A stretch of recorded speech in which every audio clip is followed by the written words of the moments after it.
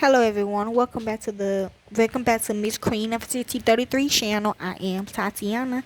I'm here with some more articles for us all. We'll be learning about Queen Marie Antoinette. You should know who she is, okay? This is how she looks though.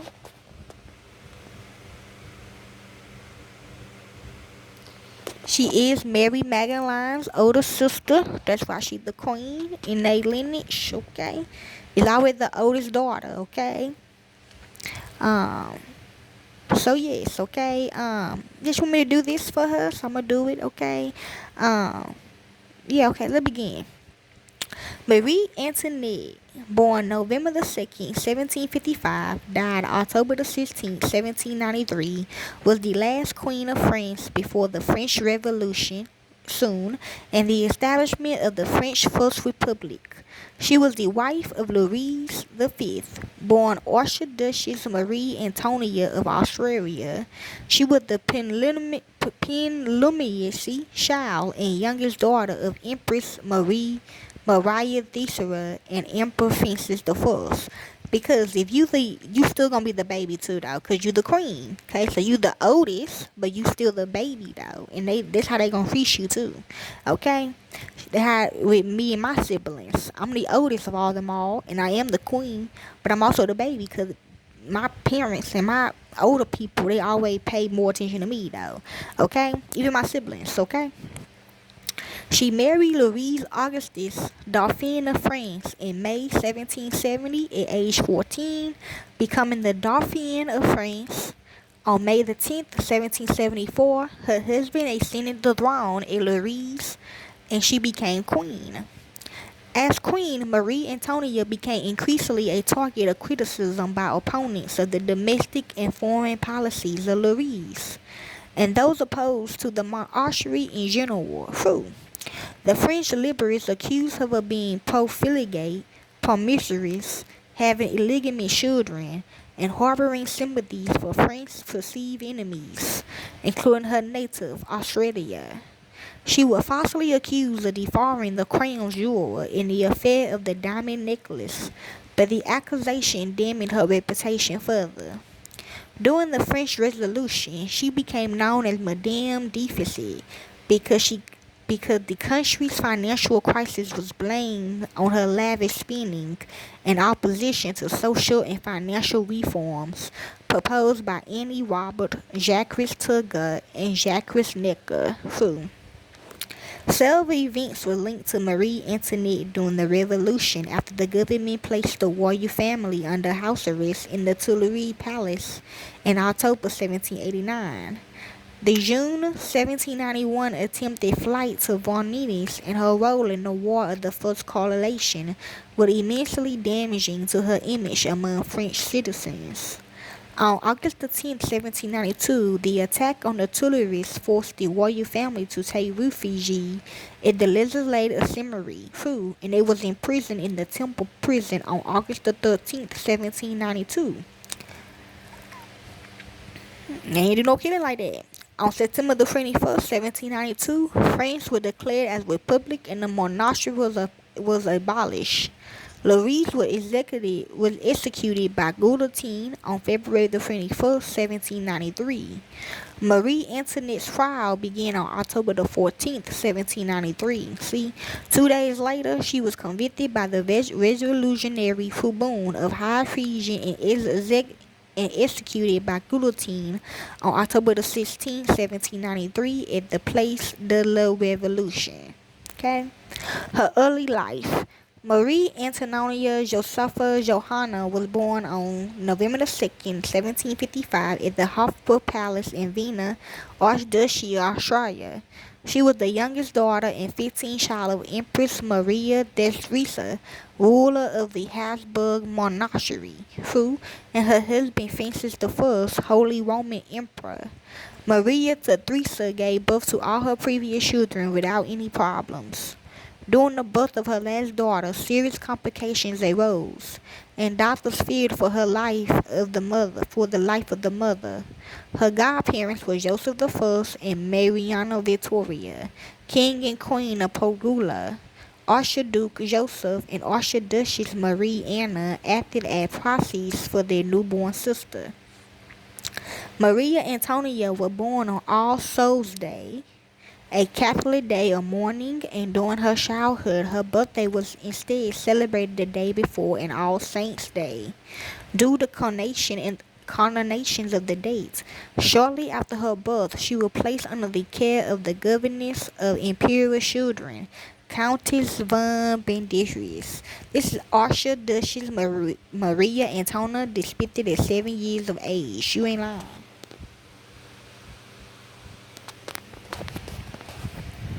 Maria Antonia was raised together with her sister Maria Carolina of Australia, who was 3 years older and with whom she had a lifelong close relationship. Maria Antonia had a difficult but ultimately loving relationship with her mother, who referred to her as the little Madame Antony. Maria Antonia spent her formative years between the Hofburg Palace and Scotiabank, the imperial summer residence in Vienna, where on 13 October 1762, when she was 7, she met Wolfgang Amadeus Mozart, 2 months her junior, and a shy apology. Despite the private tutoring she received, the results of her schooling were less than satisfactory. At age 10, she could not write correctly in German or any language commonly used at court, such as French or Italian, and conversations with her were stilty. Under the teaching of the Christopher Wilbur Gluck, Maria Antonia developed into a good musician. She learned to play the harp, the harpsichord, and the flute. She sang during the family's evening gatherings, as she was known to have had a beautiful voice. She was excelled at dancing, had a crested paws, and loved dolls. Maria Antonia by Martin van Meriton.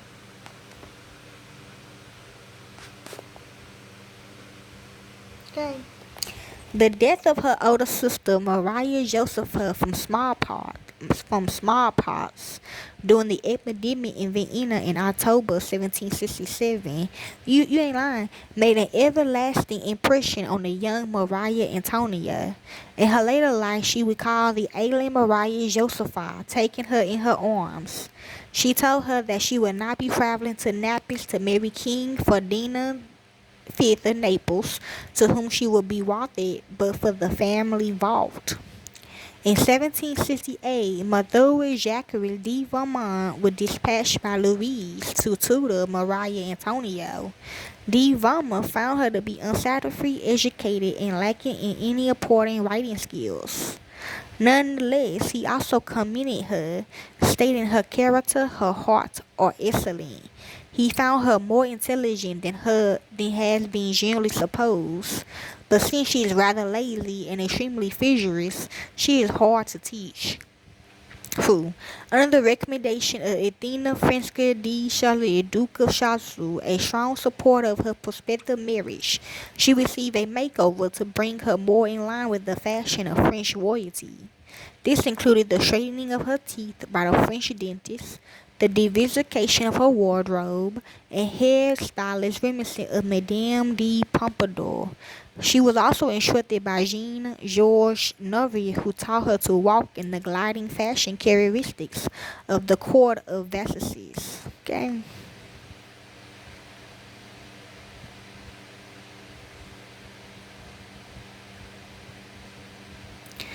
Early years. On May the 10th, 1724, upon the death of Louise, the Dauphin ascended the throne as King Louis of France and Navarre, with Maria Antoinette as his queen consort. At the outset, the new queen had limited political influence with her husband, who, with the support of his two most important ministers, Chief Minister Massipas and Foreign Minister Vergennes, blocked several of her candidates from assuming important positions, including Sheila. The queen did play a decisive role in the disgrace and exile of the most powerful of Louis' minister, the Duc d'Anjou. On On May the 24th, 1774, 2 weeks after the death of Louise, The king gave his wife the Petit Trianon a small chateau on the grounds of just Versailles that had been built by Louise for Madame de Pompadour. Louise allowed Marie Antoinette to reinvigorate it to suit her own tastes. Soon rumors circulated that she had plastered the walls with gold and diamonds. The queen spent heavily on fashion, luxuries, and gambling. Though the country was facing a grave financial crisis and the population was suffering, Rose Button created dresses for her hairstylists such that poofs up to 3 feet high in the pantry a spray of feather plums. She and her court also adopted the English fashion of dresses, made of indienne, a material banned in France from 1686 until 1759 to protect local French ruling and silk industries, percale and muslin. As a result of all these fashion activities, Marie Antoinette presided over one of the most important and fashionable courts in history, and she would dominate over all of the other ladies of the court. As for her bearing and appearance, the queen was very majestic and charismatic despite gaining much weight over the years with her many pregnancies. The Flower War of 1775, a series of riots caused by the high prices of flour and bread, damaging her reputation among the general public. Eventually, Marie Antoinette's reputation was no better than that of previous kings. Many French people were beginning to blame her for the degrading economic situation, you ain't lying, suggesting the country's inability to pay off its debt, with the result of her wasting the crown's money. In her correspondence, Maria Theresa expressed concern over her daughter's spending habits, citing the civil unrest it was beginning to cause. As early as 1774, Maria Antoinette had begun to befriend some of the male admirers, such as the Baron de Bessemer, the Duc de Coligny, and Count Valentin Hazy, and also formed deep friendships with various ladies at court. Most noted with Marie Louise, Princess de Lamballe, related to the royal family through her marriage into the Pintoville family. On September 19, 1774, she appointed her superintendent of her household, an appointment she soon transferred to her new favorite, the Duchess of Polignac. In 1774, she took under her patronage her former music teacher, the German opera composer Christa Wilbar-Gluck, who remained in France until 1779. Motherhood, changes at court, and intervention in politics is important in her story. Okay. It must have got changed or something. Declining popularity is important in her story. Okay, of Queen Marie Antoinette. Prelude to the Revolution, Sandals, and the failure of reforms. Amen. Failure of political and financial reforms. French Revolution before Venice, which I'll read soon. Okay.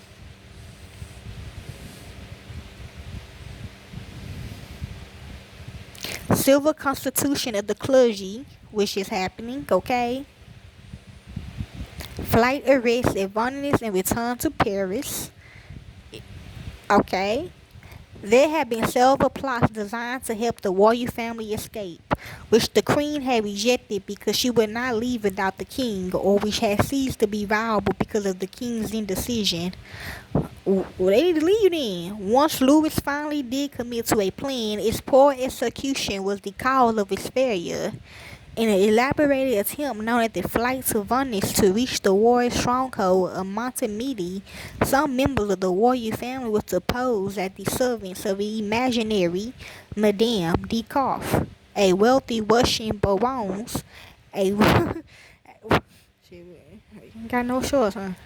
A role played by Louise Elizabeth de Croix de Tourzel, governor of the royal children.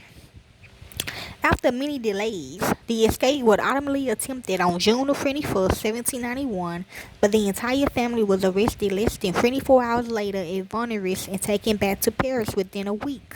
You ain't lying. The escape attempt destroyed much of the remaining support of the population for the king. Upon learning of the capture of the royal family, the National Constitutional Assembly sent three representatives, Antonio Barnave, Jerome Petition de Villeneuve, and Charles Seizure de Fay de la Tour-Morin, to Venice to escort Marie Antoinette and her family back to Paris. Not gonna happen. On the way to the capital, they were jeered and insulted by the people.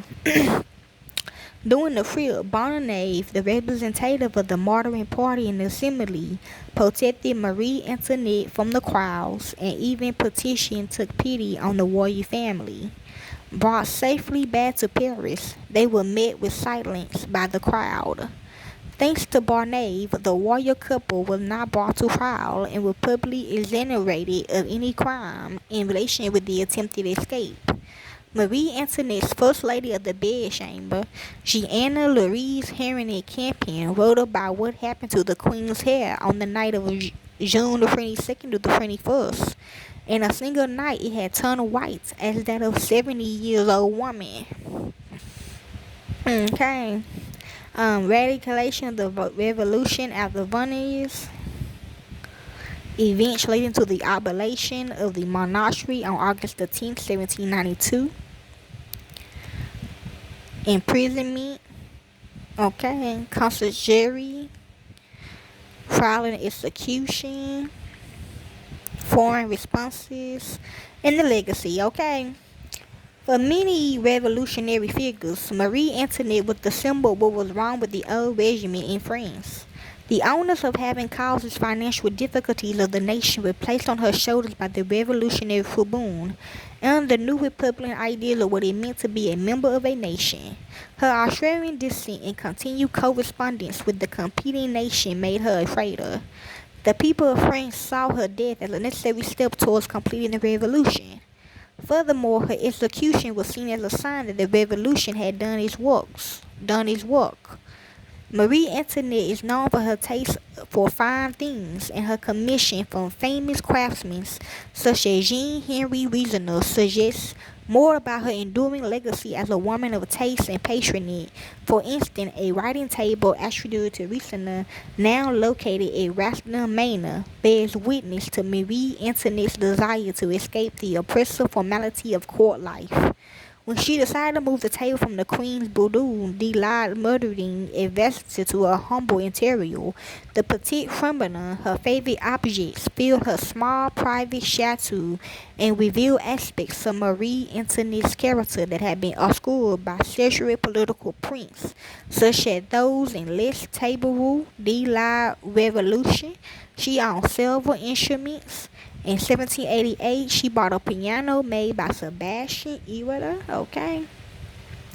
A category of Marie Antoinette personal library of 736 last month. Volumes were published by Paul Lacroix in 1863, losing his son, P.L. Jacob. The listed books was from her library in the Petit Trianon, including many found in her boudoir, and mostly consists of novels and plays. A random selection of her books include Histoire de Musée de Ville by Messalin. A larger and more officiated library belonging to Marie Antoinette was kept at the Tuileries Palace in Paris. Yes. Long after her death, Marie Antoinette remains a major historical figure linked with conservatism, the Catholic Church, wealth, and fashion. She had been the subject of many books, films, and other media. Yes. Politically engaged authors have deemed her the crystal representative of class conflict, whether aristocracy and absolutism. Some of her contemporaries, such as Jefferson, attributed to her as the cause of the French Revolution. In popular culture, last one. In popular culture, the phrase "let them eat cake," she said "let them eat ass," is often conventionally attributed to Marie Antoinette, but there is no evidence that she uttered it, and is now generally regarded as a journalistic cliché. The phrase originally appeared in book of the first part of Jean-Jacques Rousseau's autographed Les Confessions, finished in 1727 and published in 1782. I would call the stopgap solution of the great princess who was told that the peasants had no bread and who responded, "Let them eat bouachi." You ain't lying, they did too. Usually ascribed the words to a great princess, but the proportion writing date precedes Marie Antoinette's arrival in France. Some think that he invented it altogether. In the United States, expression of gratitude to France for its help in the American Revolution include naming a city, Marietta, Ohio, 1788. Her life had been the subject of many films such as Marie Antoinette, 1939, Marie Antoinette, 2006, the people don't watched. Antonia Fraser wrote a biography of Marie Antoinette called Marie Antoinette, The Journey. 2022, her story was dramatized by Channel Plus and BBC, yes, English language television series. Okay, yes. And these are her kids. Okay, I am the baby. I know, right? That's what I said.